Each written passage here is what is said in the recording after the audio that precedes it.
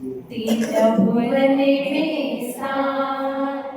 वीतराग विज्ञानता शिव स्वरूप शिवकार नमो त्रिलोक समारिये।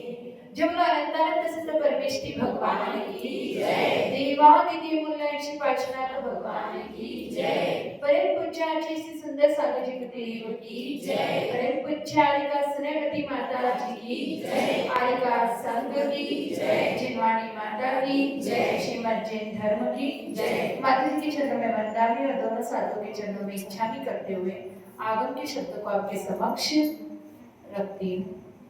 हमारी बात चल रही है 6 ढाला पे, है ना। 6 ढाला की पहली ढाल की स्वाध्याय हम कर रहे हैं और कहाँ तक पहुंचे हम? 13 छंद तक पहुंच गए, जहां पे हमारा नरक गति का वर्णन पूरा हुआ, है ना, पूरा हो गया था। और किसको लिखा है, किसने लिखा है इस 6 ढाला को? पंडित दौलतराम जी ने लिखा है। ढाल कितनी है? 6। तो उसमें पहली ढाल अपनी कंप्लीट होने वाली है, हुई नहीं है, होने वाली है। तो बात अपनी चल रही थी नरक गति के बाद में बात चल रही थी मनुष्य गति की। देखो, ये संसार जो है एक बाजार की तरह है। किसकी तरह है? बाजार की तरह है। अगर आपको यहाँ पर कुछ खरीदना है तो बाजार में अपन कौन सी चीज खरीदते हैं? जो सबसे ज्यादा महंगी होती है वही हमें पसंद आती है कि नहीं आती है? कोई भी वैरायटी में आप देखो, उसमें जो उत्कृष्ट होगी, जो महंगी होगी, एक्सपेंसिव होगी, वो ही हमें पसंद में आती है। लेकिन और हर व्यक्ति उसको खरीदने के लिए क्या रहता है? लालायित रहता है, इच्छुक रहता है कि उसको मैं खरीद कौन सकता है? जिसकी कैपेसिटी, जो धनवान होता है, जिसकी कैपेसिटी होती है, वही उस वस्तु को क्या कर सकता है? खरीद सकता है।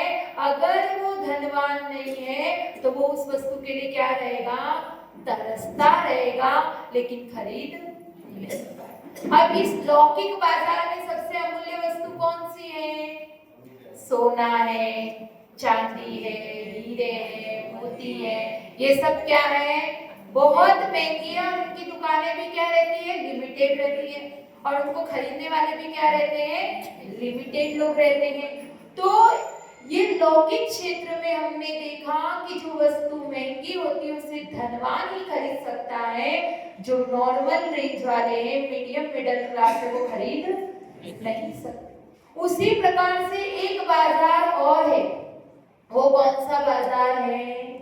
ये संसार का एक और बाजार है और वो बाजार है पुण्य और पाप का। कौन सा बाजार है? पुण्य और पाप का।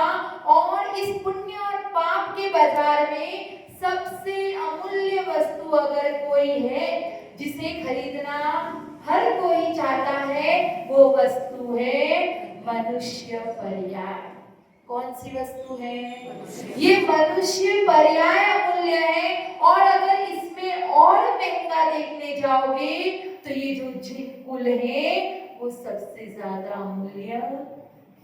तो उसको कौन व्यक्ति खरीद सकता है?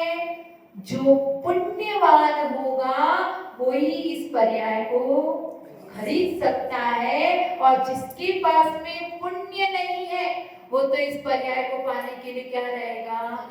तरसता रह जाएगा। इसलिए हमारे पास में आज अवसर आया है। हम कितने सौभाग्यशाली हैं कि नहीं? हम सौभाग्यशाली, हमें मिली ना मनुष्य पर्याय। और मनुष्य पर्याय में भी हमें जिनकुल मिल गया कि नहीं मिल गया?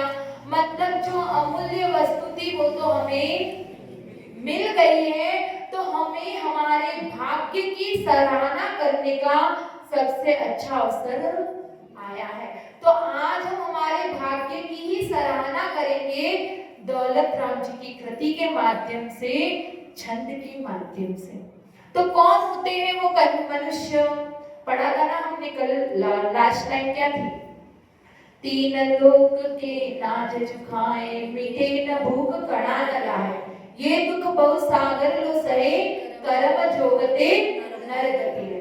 मतलब इन दुखों के, नरक के दुखों को हमने बहुत सालों तक सहन किया, तब जाके थोड़े से पुण्य के संचय से, उसके उदय से हमें क्या मिल गई? नरगति मिल गई। तो किसे कहते हैं? मनुष्य।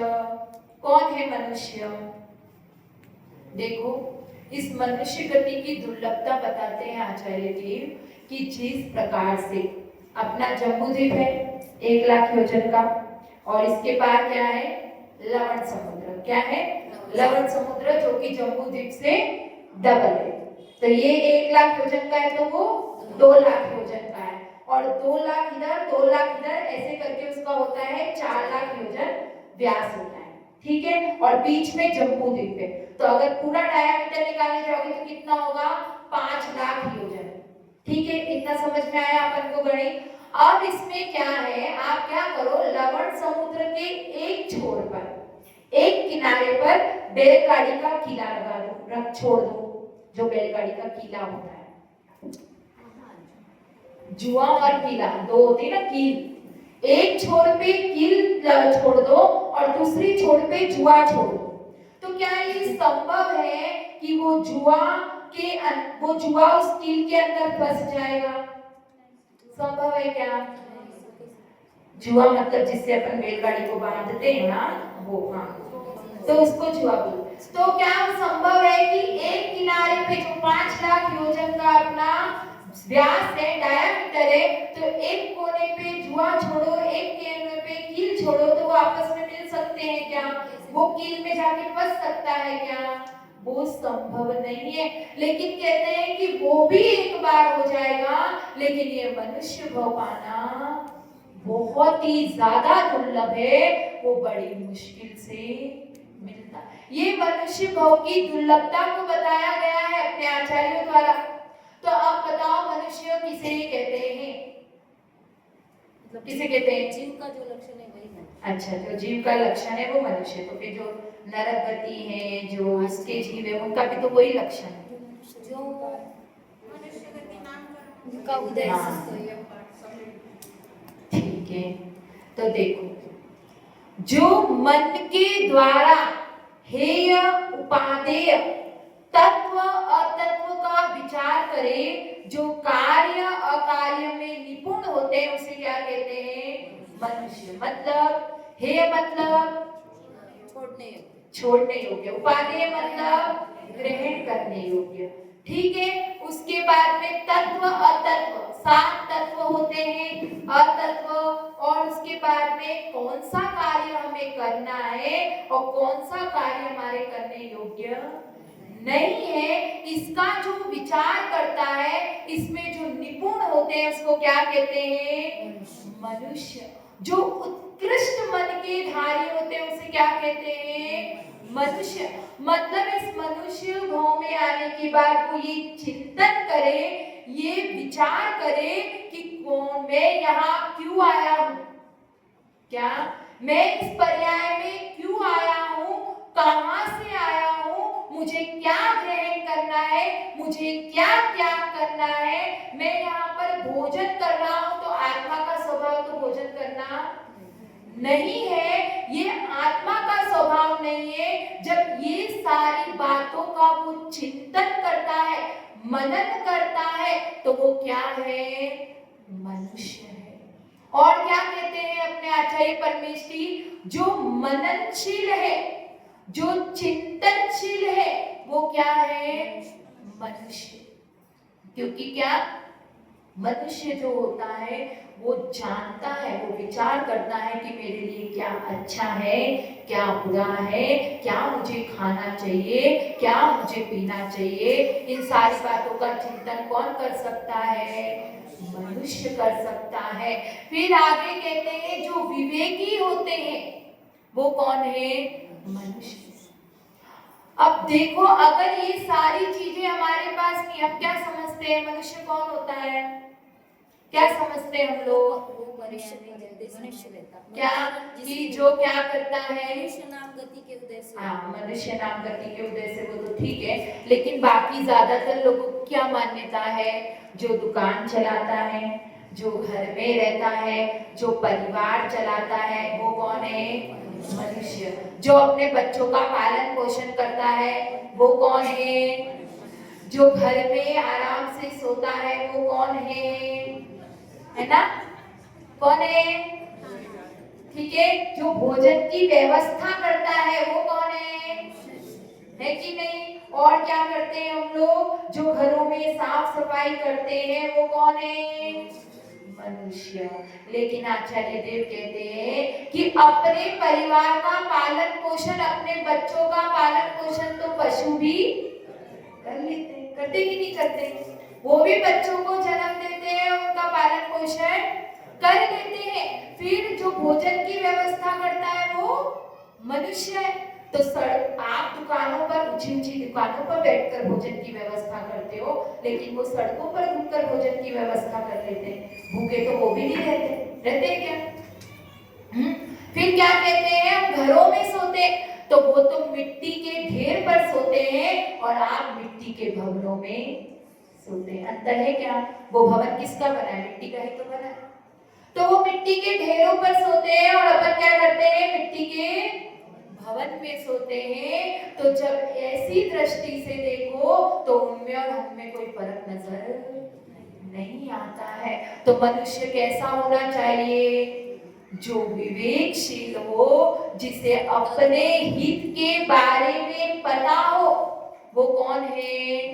मनुष्य है। जो वसुधैवम कुटुंबकम, मतलब जिसके अंदर सबका भला करने की भावना हो, जो किसी से ईर्ष्या और जेलेसी ना करता हो और अपने बारे में सिर्फ स्वार्थी ना हो, जो परोपकार की भावना के साथ में हो, जिसके अंदर सत्वेषु मैत्री की भावना हो, सभी जीवों के प्रति कैसा भाव रखे? मित्रता का भाव रखे। कभी कोई दर पर, द्वार पर भिखारी आ गया तो क्या करेगा कि मैं उसको भोजन दे दूं। और मेरे पड़ोसी ने भोजन किया है कि नहीं किया है? पड़ोसी तो दूर, मेरे जो भाई है, जो मेरे रिश्तेदार हैं, उनके घर में वो भोजन कर पा रहे कि नहीं कर पा रहे, ये सब की मैत्री की भावना, उसका हृदय कैसा होता है? विशाल होता है और इतना शांत और सबका भला करने वाला विचार उसके होते हैं। वो कौन है? मनुष्य है। फिर आगे कह रहे हैं, और क्या कहते हैं? जिसकी उत्पत्ति मनु से, मनु कौन होते हैं?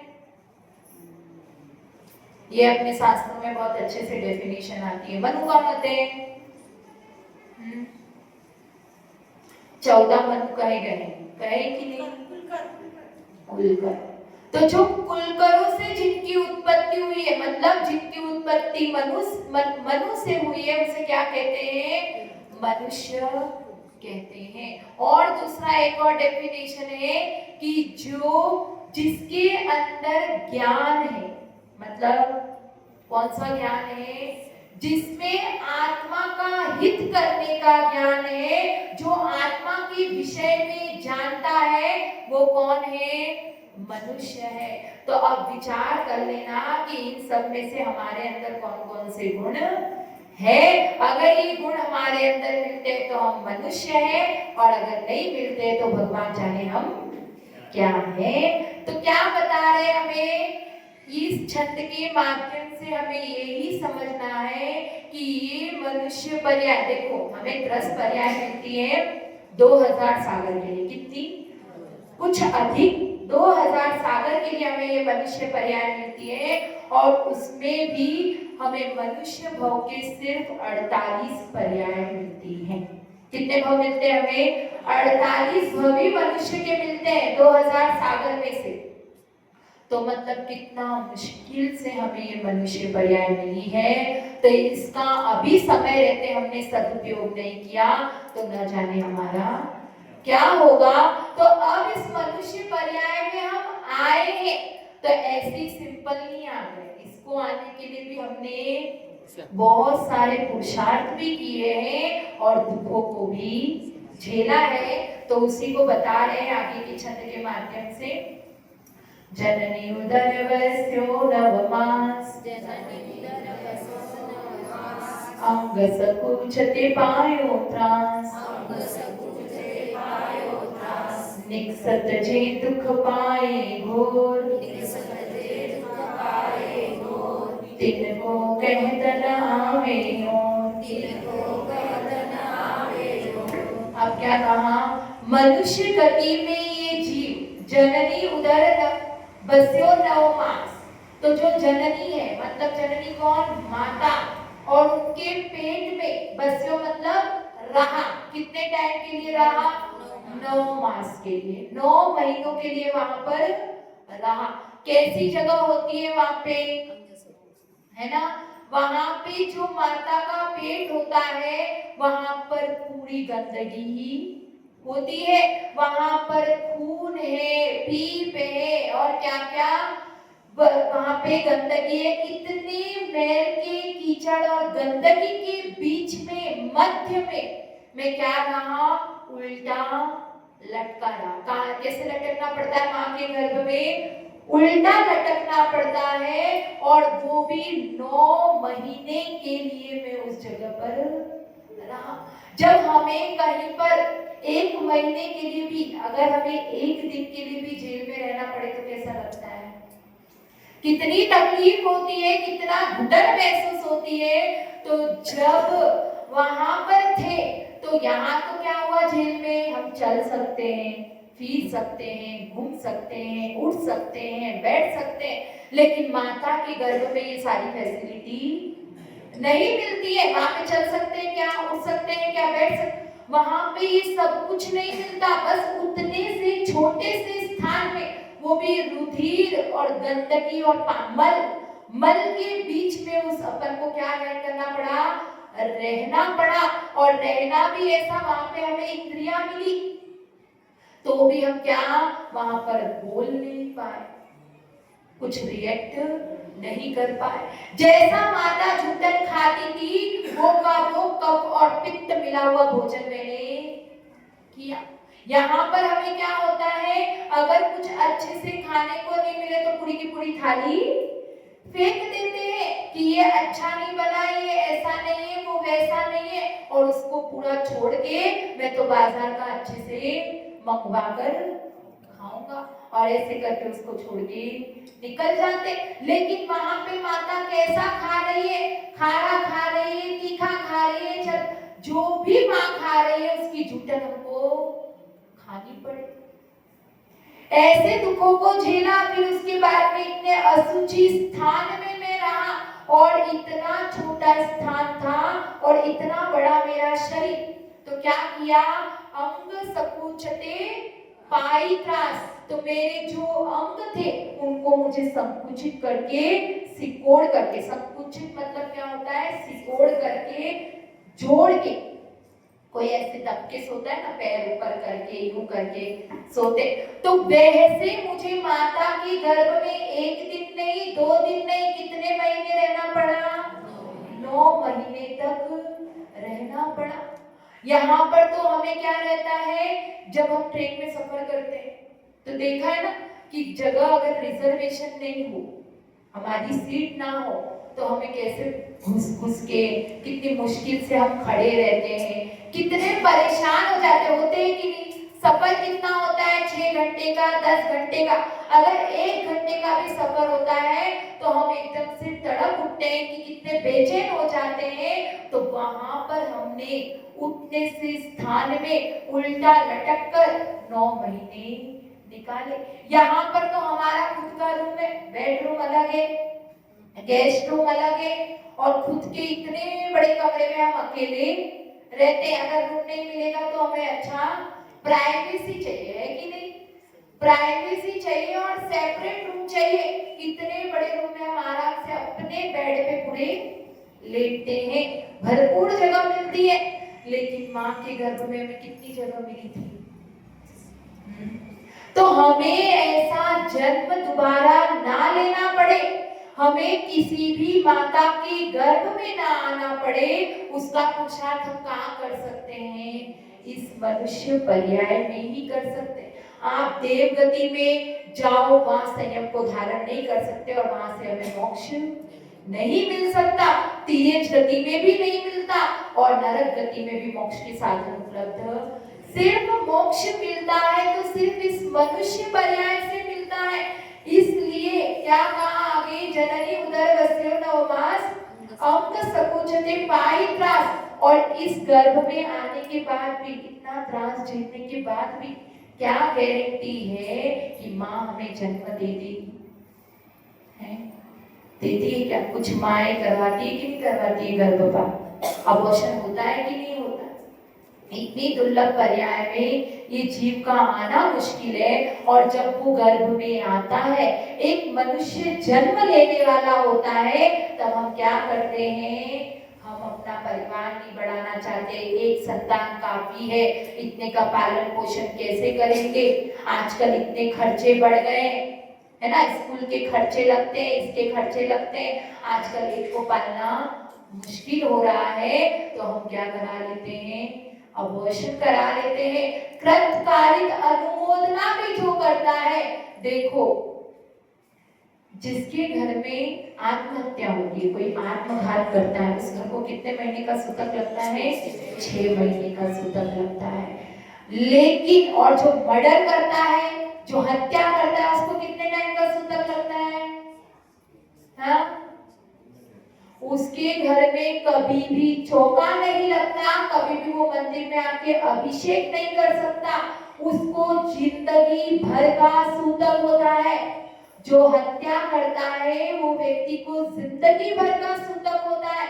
लेकिन उसको तो क्या है, अखबारों में, पेपर में, न्यूज़पेपर में और टीवी पे सब दिख जाता है कि क्या है, ये हत्यारा है। लेकिन जो गर्भपात कराता है वो मर्डर नहीं है तो क्या है कि नहीं मर्डर? वो भी तो किसी जीव की हत्या ही की, पंचेंद्रिय मनुष्य की हत्या ही तो की है हमने। लेकिन जो गर्भपात कराता है उसको हम क्या कहते हैं? हमें हमारा उस तरफ ध्यान ही नहीं होता, वो आराम से आता है, आहार देता है और सब कुछ करता है। लेकिन शास्त्रों में कहा है जो गर्भपात कराता है उसको क्या है, वो कभी भी आहार नहीं दे सकता, चौका नहीं लगा सकता। और जिसने कृतकालिक अनुमोदना की है उसको भी क्या करना पड़ता है? प्रायश्चित। अनुमोदना करने वाले को भी प्रायश्चित लेना पड़ता है, तब जाके उसकी शुद्धि होती। हमारी मेंटेलिटी क्या है, कैसे पालेंगे? तो कहते हैं कि तुम्हें उसे नहीं पालना पड़ता, हर बच्चा अपना पुण्य लेकर आता है, अपना भाग्य लेकर आता है। वो तुम्हारा दिया हुआ भोजन नहीं करता, वो अपना भोजन अपने साथ में लेकर आता है। कोई भी बच्चा, कोई भी जीव, तभी तो मैना सुंदरी ने क्या कहा था अपने पिता से? मैं अपने भाग्य का खा रही हूँ। क्या कहा था? मैं अपने भाग्य का खा रही हूँ, मैं किसी के भाग्य का नहीं खा रही हूँ। तो उसको अपना पुण्य और अपना भाग्य अपने साथ लेकर आता है, उसकी व्यवस्था हमें नहीं करनी पड़ती, उसका जो पुण्य होता है वही हमसे व्यवस्था करवाता है। और जो अभागी है, अभाग्यशाली है, वो भी अपना अभाग्य लेकर आता है। फिर आप उसका कितना भी अच्छा करने का प्रयास करोगे तो अच्छा नहीं कर। तो इस गलत फहमी में कभी नहीं रहना कि मैं करूंगी, मेरे करने से मैं करूंगा, हमें करना पड़ेगा। ऐसा कर्म सिद्धांत कहता है कि हर जीव का अपना पुण्य और पाप है, अपना भाग्य है, सब अपने अपने भाग्य की खाते हैं, कोई भी किसी के भाग्य का खाता नहीं है। इसलिए जिसने भी गर्भपात अगर कराया हो तो उसको साधु के पास में प्रायश्चित लेना चाहिए। और क्या करना चाहिए? जिसने अनुमोदना भी की हो उसे भी प्रायश्चित लेना चाहिए। और फिर जैसा अपने आचार्य हमसे कहे वैसा करना। और आगे से कभी भी गर्भपात न करेंगे ऐसा नियम हमें लेना चाहिए। वरना क्या है, हम जैन भी कहला नहीं सकते और जो क्रियाएं होती है वो भी नहीं। देखो पुराने जमाने में जब राजा श्रेणिक की बात थी, क्या बात थी? जब पुनिक माता चेला के गर्भ में आया था तो क्या हुआ था? गर्भ के चिन्ह प्रकट हुए थे। क्या? अशुभ अशुभ डोला उत्पन्न हो रहा था और देह पूरा क्षीण हो गया था। और ये सब अवस्था देख के राजा श्रेणिक ने क्या कहा कि कोई न कोई मेरा शत्रु उत्पन्न हो रहा है, बड़ा पापी जीव आ रहा है और वो मेरा शत्रु है, तो क्या किया?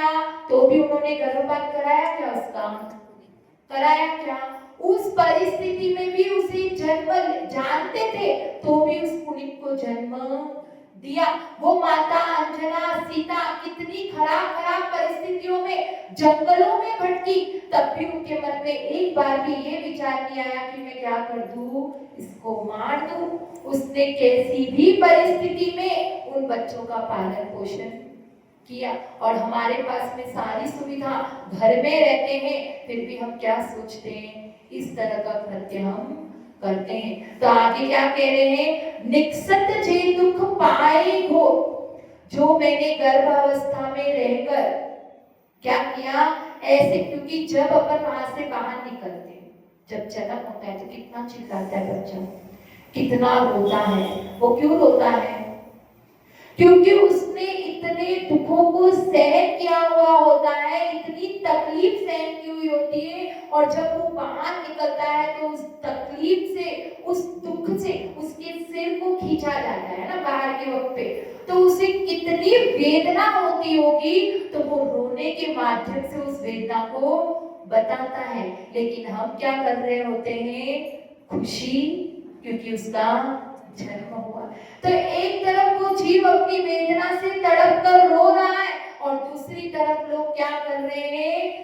खुशी मना रहे हैं। तो ये संसार की विडंबना है, एक तरफ दुखी दुख है और दूसरे को उसका दुख दिख नहीं रहा। तो कहते हैं निक्सत जे दुख पाए हो। निक्सत का मतलब जन्म के समय, निकलते समय, जन्म के समय जो घोर दुख, जो घोर भयंकर दुख को मैंने प्राप्त किया, उन दुखों को मैं कहने बैठूं तो भी मुझे कहने में नहीं आएगा। उन दुखों का अंत ही नहीं है, मैं कहता रहूंगा, जीवन खत्म हो जाएगा, लेकिन मैं उन दुखों को कहने नहीं पाऊंगा। लेकिन क्या है? हम भूल जाते हैं। क्या होता है? जन्म देने वाली माँ भी भूल जाती है, कितनी तकलीफ माँ को होती है। कहते हैं कि 206 हड्डियां टूटे उतना दर्द उस माँ को होता है, लेकिन जन्म देने वाली माँ भी भूल जाती है और जन्म लेने वाला बच्चा भी भूल जाता। अगर वो चीज याद रह जाए तो इस संसार से सबको वैराग्य हो जाए, लेकिन वो चीज ही हमें याद नहीं रहती। तो यहाँ पर हमें यही समझना है, क्या समझा अभी हमने? गर्भ का दुख, जन्म गर्भ अवस्था में जब रहा तब मैंने कितनी तकलीफों को सहन किया, और जब मैं बाहर निकला तब भी मुझे कितनी तकलीफों को, कितनी वेदना हुई। उन दुखों को मैं कहने बैठूं तो भी उनका अंत ना होवे। तो ऐसे इस मनुष्य पर्याय को जानकर, ऐसे गर्भ के दुखों को जानकर हमें दोबारा जन्म ना लेना पड़े, ऐसा प्रयास हम करें। जय बोलो आरिका श्रीमती माता जी की, आरिका संघ की। अब हम चलते हैं छलक से सुपर सागर जी महाराज जी के चलो उनको प्रश्न पूछने के निवेदन से पहले 6 द्रव्य के नाम बताइए। नहीं, उधर वाले भैया बताएंगे सारे, आज संख्या ज्यादा है। हाँ, करो।